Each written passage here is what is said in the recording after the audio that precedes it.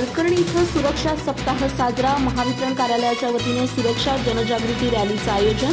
वादळी पावसात वीज सुरक्षेचे नियम पाळण्याचे नागरिकांना आवाहन। हलकर्णी येथे महाराष्ट्र राज्य विद्युत वितरण कंपनीच्या कार्यालयाच्या वतीने सुरक्षा सप्ताह उत्साहात साजरा करण्यात आला।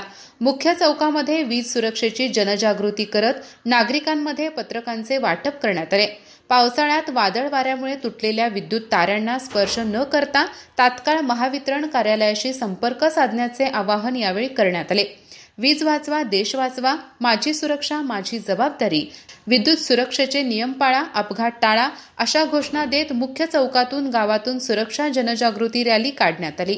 या उपक्रमात सहाय्यक अभियंता श्रीकांत गाटे, उपसरपंच सलीम यमकनमर्डी, भाऊ काळोजी, उमेश इंगळे, सलीम तहसीलदार, अरुण रेडेकर, चवंडी तंटामुक्ती समितीचे अध्यक्ष संजय बिरंजे, हलकर्णी शाखा 1 व शाखा 2 चे कर्मचारी तसेच ग्रामस्थ मोठ्या संख्येने सहभागी झाले होते।